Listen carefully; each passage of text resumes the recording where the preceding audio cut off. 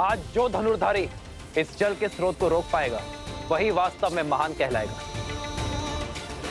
और इस चरण का विजेता भी।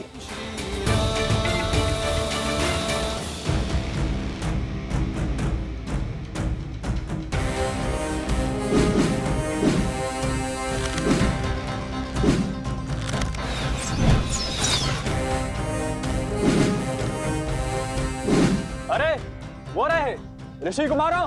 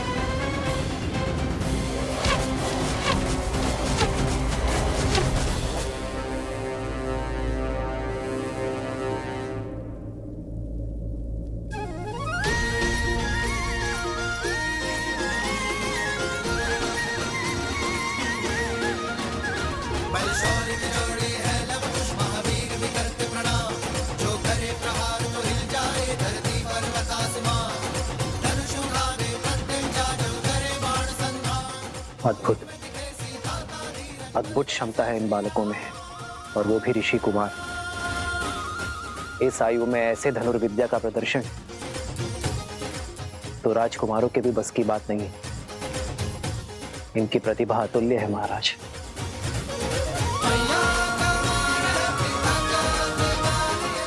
अरे रुको,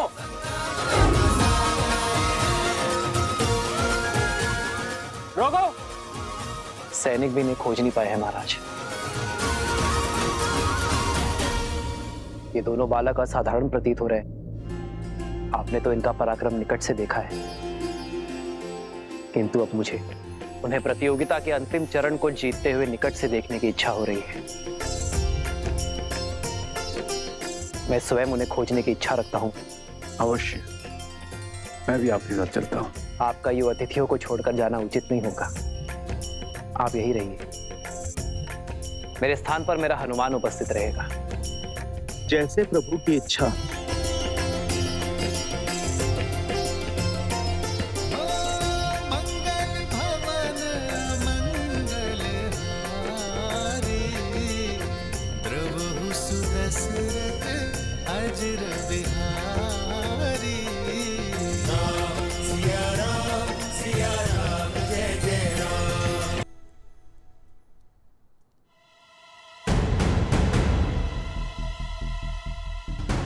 कुश, चलो प्रतियोगिता क्षेत्र के तनिक निकट चलते हैं।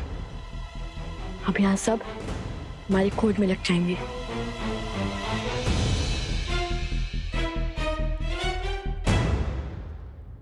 अद्भुत धनुर्विद्या का प्रमाण देते हुए हमारे गुप्त प्रतियोगी ने दूसरा चरण जीत लिया है, और इसी के साथ हम आ पहुंचे हैं इस स्पर्धा के आखिरी चरण में। अब देखना यह है कि इस अंतिम चरण में वो हमारे समक्ष आते हैं या नहीं। तो ध्यान से सुनो, इस चरण में महाराज जनक का अश्व,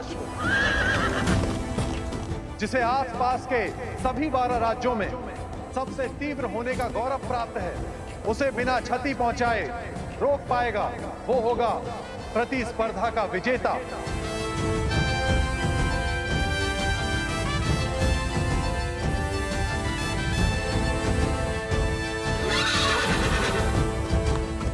ये तो सच में असंभव है।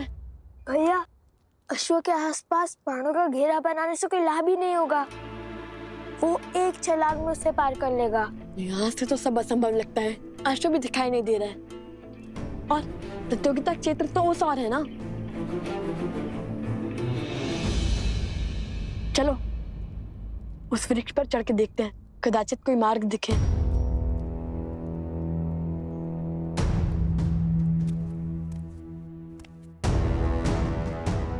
सैनिक आ रहे, धनुष छुपाओ।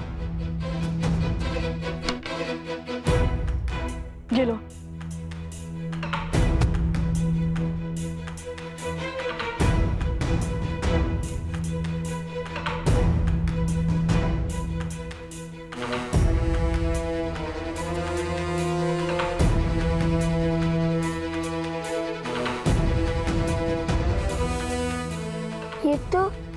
अयोध्या के सैनिक हैं।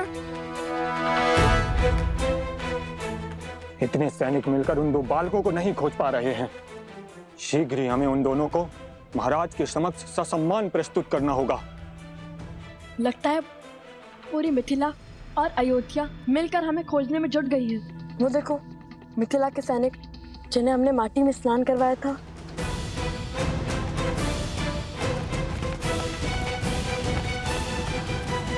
ये अकस्मात रुक क्यों गए?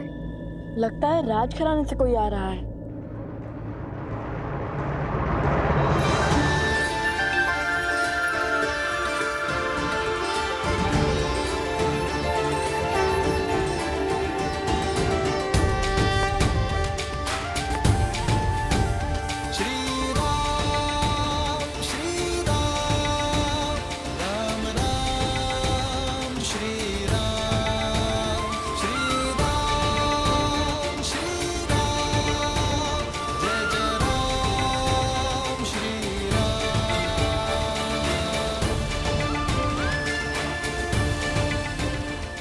अंततः भक्त को भगवान के दर्शन मिल ही गए।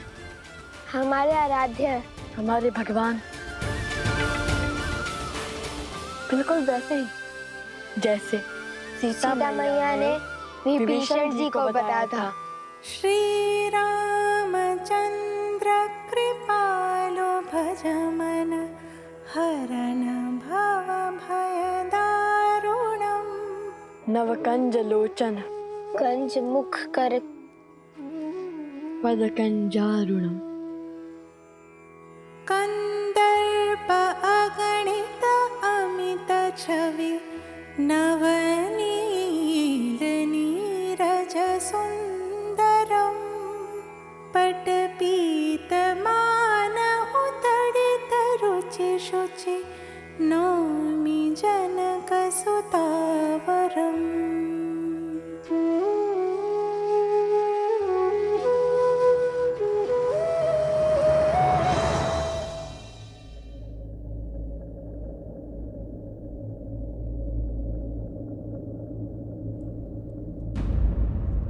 कुश, श्री राम के चरण स्पर्श करने के लिए इससे अच्छा अवसर नहीं मिलेगा हमें। चरण स्पर्श करे या स्पर्धा? कुमारों,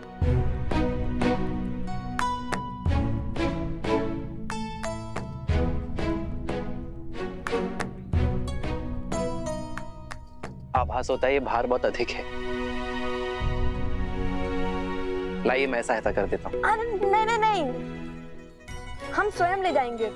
प्रतिदिन का कार्य है भद्र। आप दोनों बड़े परिश्रमी प्रतीत होते हैं। हमारी माता ने सिखाया है कि अपना कार्य सदा स्वयं करना, किसी की सहायता नहीं लेना। बड़ी अच्छी सीख दी है। किंतु मुझे आप दोनों की सहायता चाहिए कुमारों। क्या आपने हाथों में धनुष लिए 2 ऋषि कुमारों को देखा है? केश भी लंबे हैं उनके। हाँ हाँ, उस ओर गए वो दोनों ऋषि कुमार।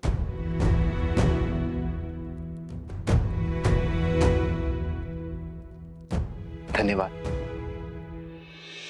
अपने पिता के चरण स्पर्श करके आशीर्वाद लेना हमारे पुत्रों की नियति में नहीं, किंतु ये पुष्प वो दोनों ही लेकर आए हैं आर्य। इसमें उनका स्पर्श है, स्वीकार कीजिए। सिया राम, सिया राम, सिया राम, सिया राम, सिया राम, सिया राम, सिया राम, सिया राम। हमें आशीर्वाद देते जाइए श्री राम।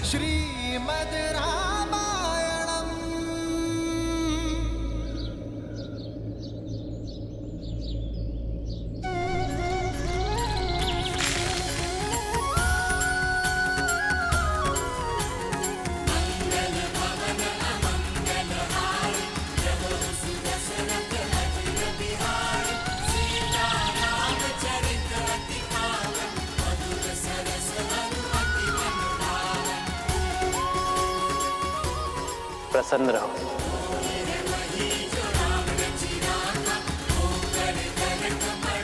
चिरंजीवी रहो, यशस्वी रहो।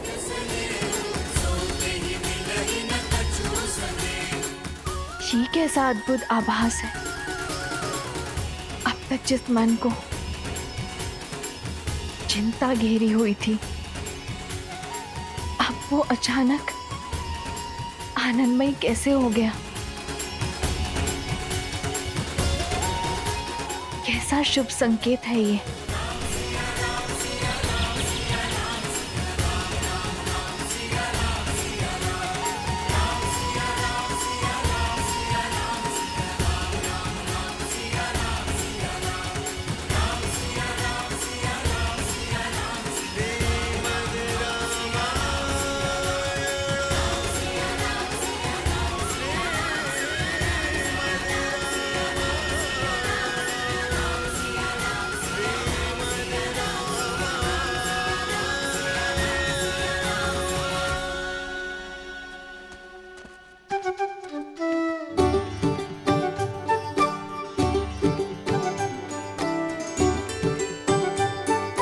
बुरी बात, असत्य क्यों कहा तुमने? हम तो यही हैं। सत्य और मैंने तो केवल इतना ही कहा था कि वो दो ऋषि कुमार उस ओर से आए थे और हम भी तो उसी ओर से आए, तो हम भी थे ना उसी ओर से। सत्य को तर्क में मत उलझाओ खुश। श्री राम से असत्य कहा है तुमने। प्रतियोगिता जीतने के बाद जब हम प्रभु श्री राम से मिलेंगे तो हमें उनसे क्षमा मांगनी होगी, समझे तुम? समझ गया भ्राता श्री। अब चलिए, वहाँ कोई सैनिक नहीं है। चलो।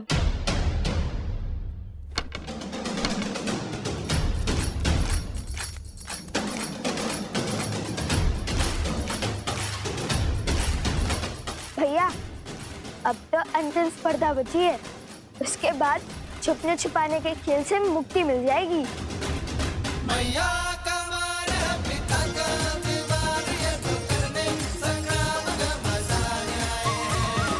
माथे पे तेज, कांधे पे धनुष, साजे भुजा, बलि है बलवान आए हैं।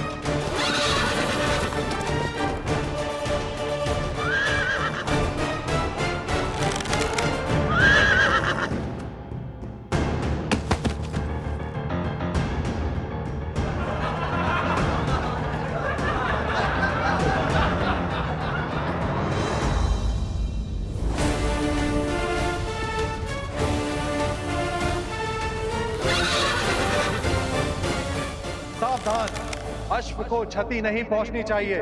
जानता हूं, मैं तो केवल इसे भयभीत कर रहा था।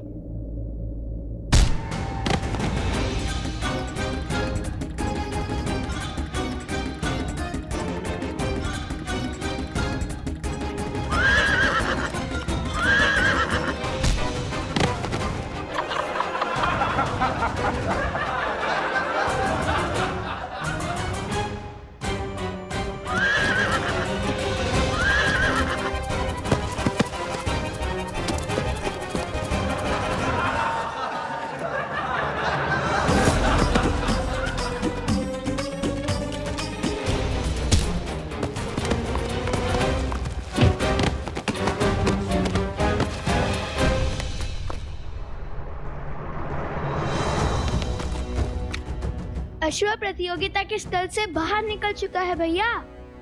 हमें उसे इसी नगर में रोकना होगा, अन्यथा न जाने कौन कौन से राज्य घुमा देगा ये हमें।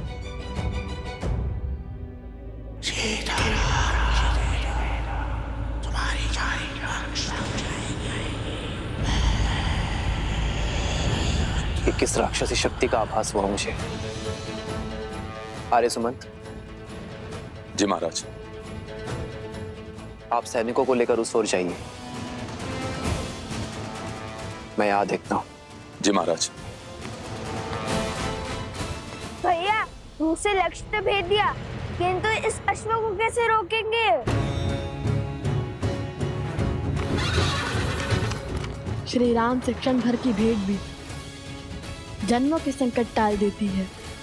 तुम देखना, उनके दर्शन का लाभ अवश्य मिलेगा हमें। किंतु उन्होंने तो कभी कोई अश्व नहीं रोका था। रोका था क्या?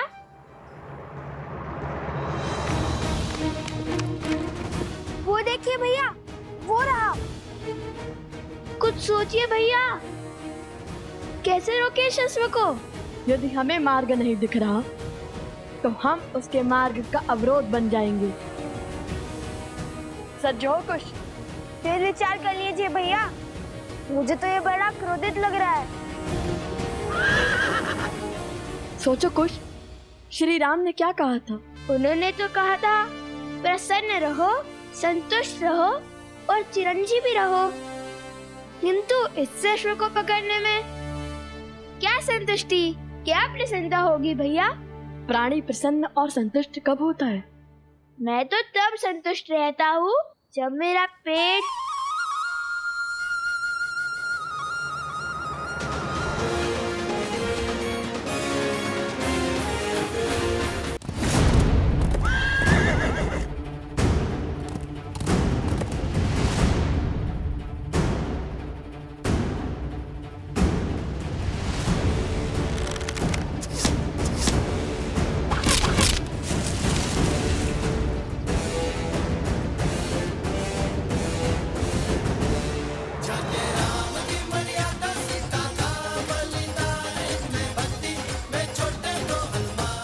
प्राणी तब संतुष्ट होता है जब उसका पेट भरता है।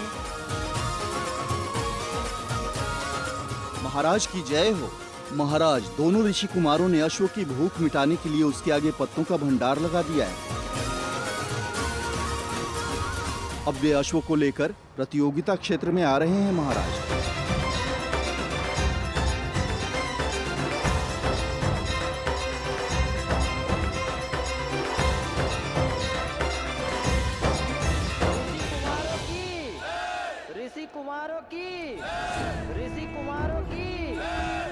लगता है तुम्हारे मित्र स्पर्धा जीत गए हैं। समय आ गया है जब उस प्रतियोगिता क्षेत्र में उन्हें पुरस्कार मिल रहा होगा।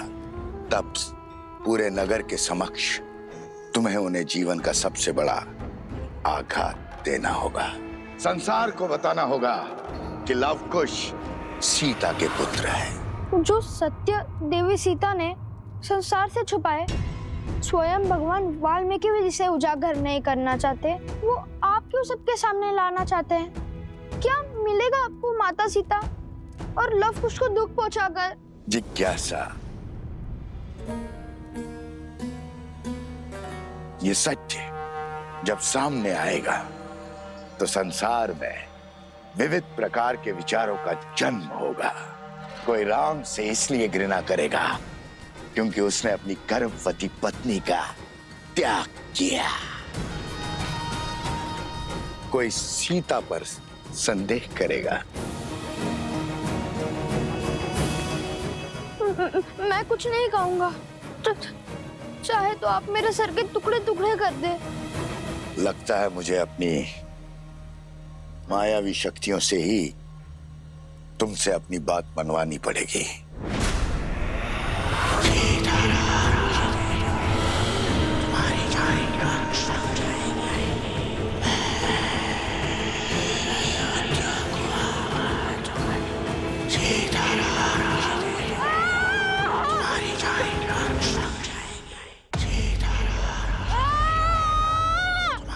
राम नाम के समक्ष कोई असुरी शक्ति टिक नहीं सकती।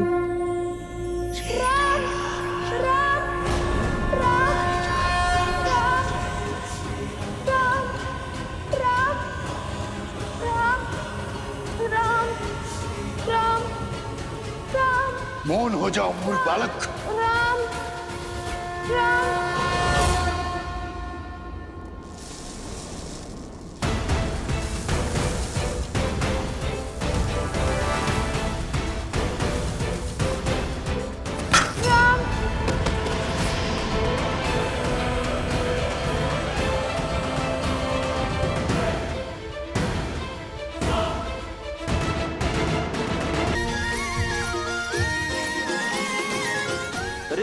कुमारों की, ऋषि कुमारों की, ऋषि कुमारों की। भैया, श्री राम और माता सीता दिखाई नहीं दे रहे हैं। मेरे नेत्र भी उन्हें ही ढूंढ रहे हैं।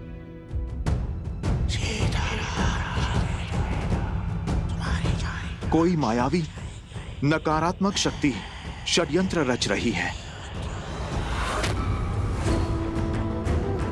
यदि तुम मेरे किसी काम के नहीं तो तुम्हें जीवित छोड़कर क्या करूंगा मैं? अंतिम अवसर दे रहा हूं बालक, मान लो मेरी बात।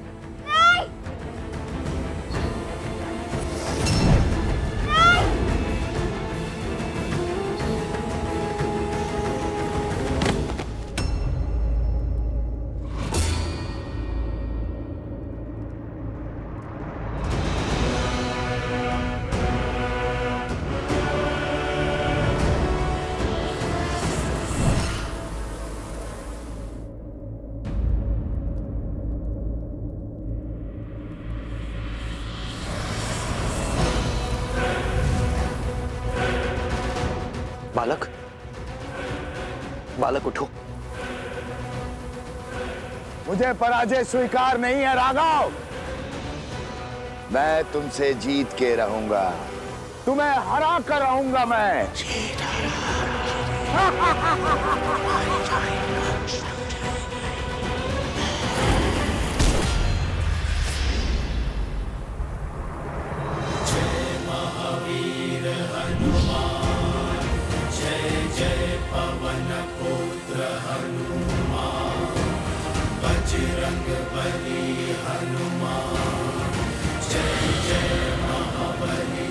हनुमान,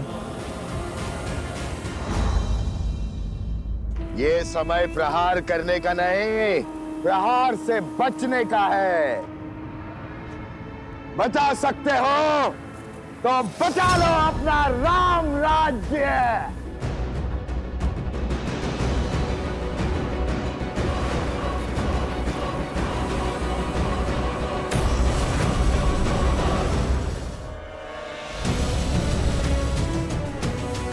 महाराज, वो बालक मिल गए। इस बालक को संभालिए आर्य सुमंत। जी महाराज। मुझे इसी क्षण जाना होगा आर्य सुमंत। रथ को सज्ज कीजिए।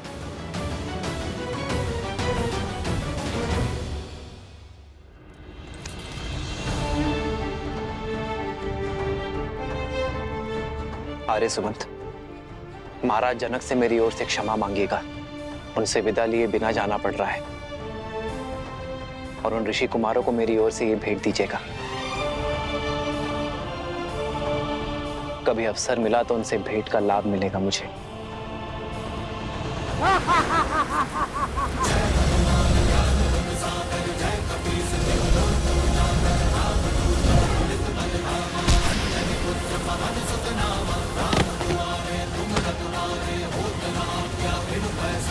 प्रभु के पाश में बंधने को सज्ज होना दुष्ट।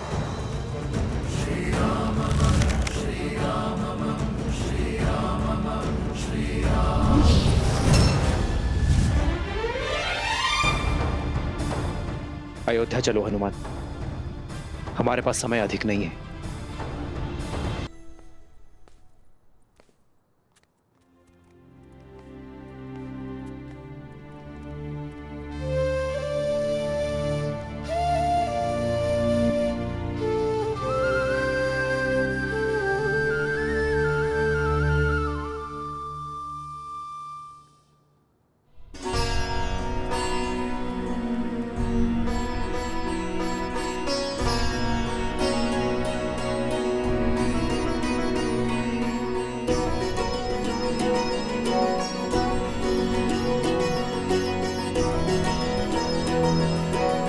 बालकों, मैं जानता हूं तुम्हारी दृष्टि किसे ढूंढ रही है। हम भी कब से तुम्हारी ही प्रतीक्षा कर रहे थे। मैं ये भी जानता हूं कि इतने असंभव चुनौतियों को संभव कौन कर रहा था। ईश्वर की असीम कृपा है तुम दोनों पर। तुम दोनों केवल धनुर्धारी ही नहीं हो, बल्कि बुद्धिमान और साहसी भी हो, धर्म के अर्थ को समझने की क्षमता भी रखते हो, राजाओं से पराक्रमी और वीर भी हो, और बालकों से नटखट भी। मैं और श्री राम तुम दोनों से अत्यंत प्रभावित हैं। और सत्य तो यह है कि जितने उत्सुक तुम दोनों हो श्री राम से मिलने के लिए, उतने ही उत्सुक श्री राम भी थे तुम दोनों से मिलने के लिए। किंतु दुर्भाग्यवश उन्हें एक राक्षस को खदेड़ने के लिए जाना पड़ा। ये श्री राम की माला है, वही माला तुम दोनों को भेंट करना चाहते थे।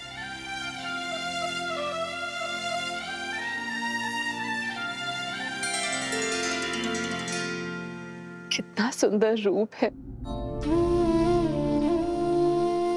इतना सुंदर भाव और स्वभाव है, इतनी नम्र छवि। तुम दोनों को देखकर किसी का स्मरण हो आया।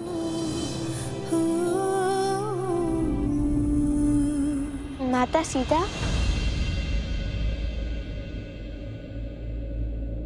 माता सीता भी श्री राम के साथ है?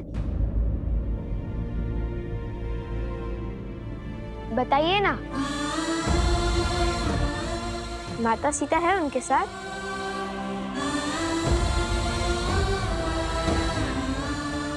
कोई बात नहीं, जब हम अयोध्या जाएंगे तब माता सीता से भी मिलेंगे और श्री राम से भी। हमारी माता कहती है कि जो बीत गया उससे सोच सोचकर दुखी होना व्यर्थ है, इसलिए आगे का सोचना चाहिए। उचित कहा आपकी माताश्री ने, बीते कल के बारे में सोच के दुखी होना ठीक नहीं है। अत्यंत बुद्धिमान प्रतीत होती है तुम्हारी माता। मैं भी उनसे मिलना चाहती हूँ, मुझे भी अपने साथ ले चलो। सुना ना? अवश्य महारानी, वो भी आपसे मिलकर बहुत प्रसन्न होंगी। उत्तर की ओर वन के निकट भगवान वाल्मीकि के आश्रम में ही रहते हैं। उचित है, हम शीघ्र ही आश्रम आएंगे, तो भगवान वाल्मीकि का आशीर्वाद देंगे। आप लोग यहां से प्रस्थान करें और आपकी भेंट, आपका पुरस्कार स्वीकार करें।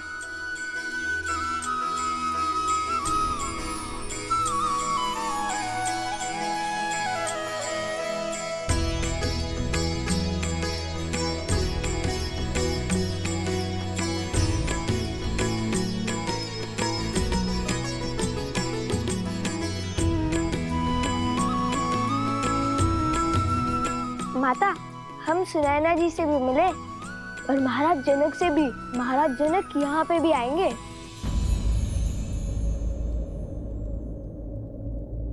महाराज जनक यहाँ आएंगे? हाँ माता। मुझे मिथिला में हुए हर प्रस्ताव के विषय में बताओ। अभी नहीं माता, हम मिथिला से विजेता बनकर लौटे हैं और हमारे उपगुरु वो भली भांति पराजित होकर आए हैं। उनका स्वागत तो कीजिए। पराजित होकर? किससे और कहाँ है उपगुरु? आश्रम के बाहर है, विजेता की सेवा कर रहे हैं। हाँ, लौटते हुए पूरे मार्ग में सेवक की भांति सेवा करते हुए आए हैं। कभी जल का घड़ा तो कभी फल की टोकरी लेकर आए हैं। किसके लिए? आप सभी को मेरा प्रणाम। ये प्रसूता है, मेरी धर्मपत्नी।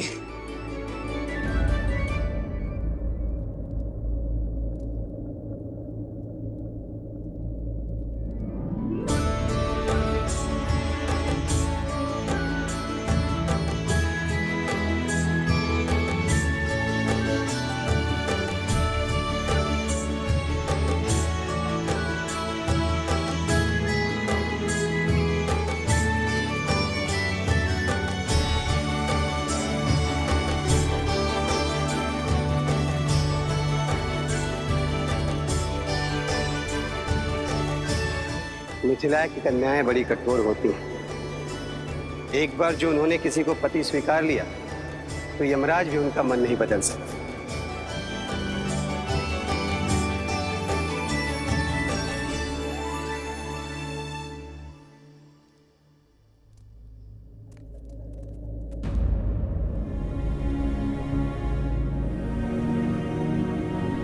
ये क्या, सब चले क्यों गए?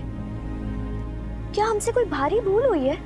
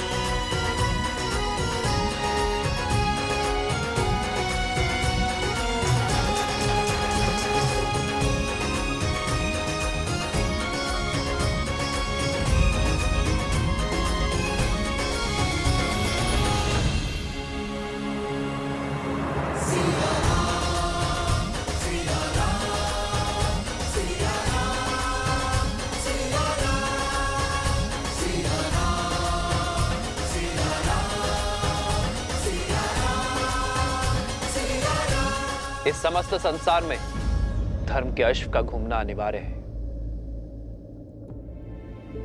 मैंने स्वयं सहस्त्रमुख रावण को मिथिला में विष फैलाते देखा है। उसने एक बालक को अपने माया के भ्रम से बांधा था। किंतु अच्छी बात यह है कि बालकों पर कुविचारों का प्रभाव विलंब से होता है, इसलिए सहस्त्रमुख रावण सफल नहीं हो पाया। किंतु अब हमारे पास समय शेष नहीं है। हमें शीघ्र अतिशीघ्र अश्वमेध यज्ञ प्रारंभ करना होगा।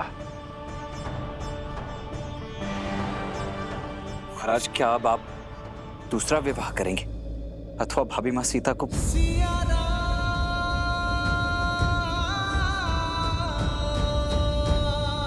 तो अब आगे के लिए क्या आज्ञा है महाराज?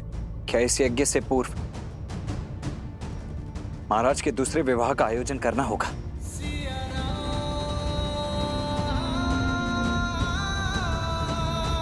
इसकी कोई आवश्यकता नहीं है लक्ष्मी।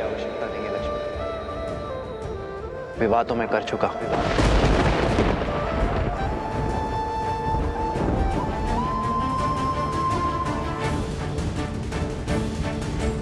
सात दिन के पश्चात मैं प्रजा के सामने अपनी पत्नी के साथ उपस्थित हो जाऊंगा।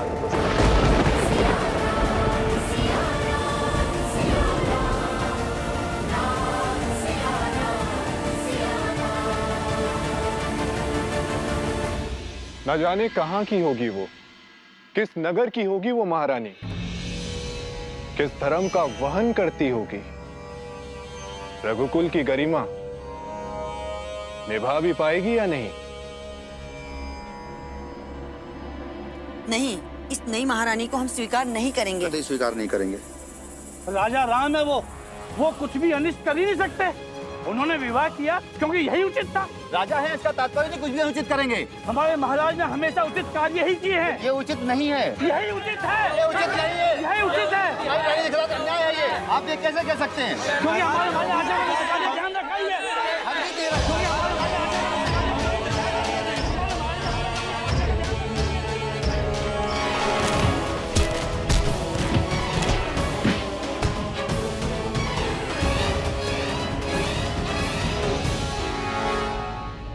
माता, वैसे भी उचित ही हुआ। महारानी सीता के बिना श्री राम तो अधूरे हैं। जब हम मिलेंगे तब माता सीता भी होंगी श्री राम के साथ। और तब तक के लिए श्री राम की भेंट है ना हमारे पास।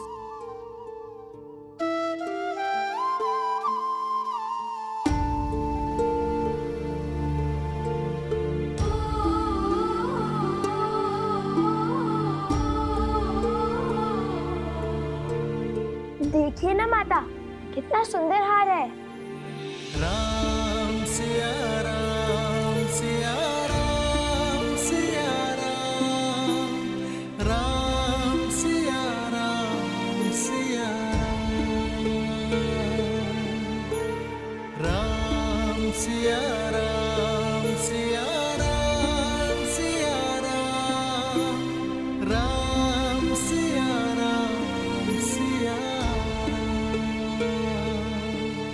मेरे साथ ना होकर भी मुझे पथ दिखाया है तुमने सीते।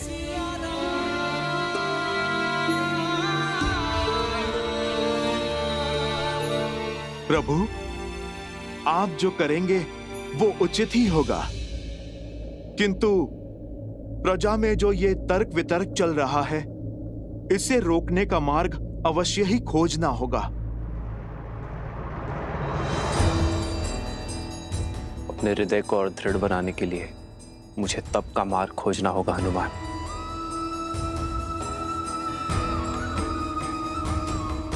जब तक मैं इस कक्ष में हूं, मेरे एकांत में कोई बाधा ना डाले हनुमान।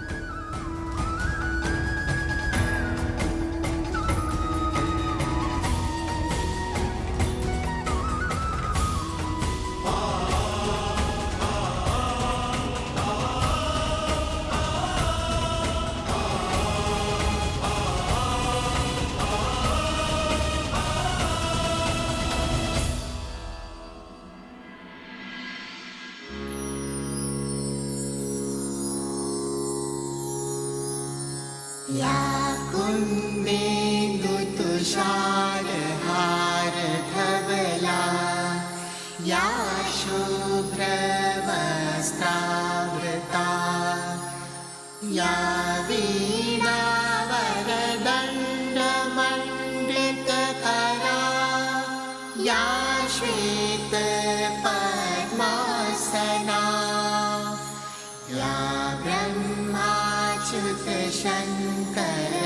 प्रभृतिभिः देवे सदा वन्दिता सा मां पातु सरस्वती भगवती निशेषजाड्यापः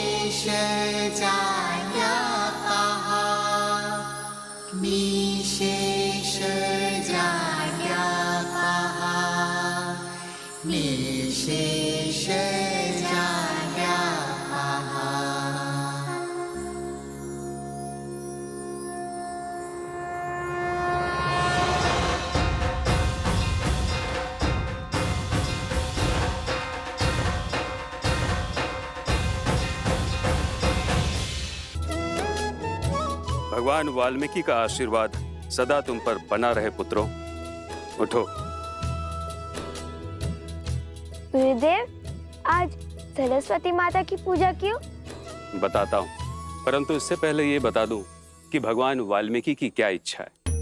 पुत्रों, तुमने मिथिला में अपने शौर्य का परचम लहराया, किंतु अब भगवान वाल्मीकि कुछ और चाहते हैं। उनका आदेश धनुष बाण का त्याग कर हाथ में वीणा उठाने का है, क्योंकि संपूर्ण व्यक्तित्व वो होता है जिसमें केवल बल और बुद्धि ही नहीं, कला भी सम्मिलित हो। और कला के बिना प्रभु भी पशु हैं। कला तो रावण के पास भी थी। बल, बुद्धि, कला और धर्म, ये चार स्तंभ से व्यक्ति का व्यक्तित्व बनता है। रावण के पास बल, बुद्धि और कला तो थी, किंतु धर्म नहीं था। और वो धर्म क्या है गुरुवर? उस धर्म को भी जान जाओगे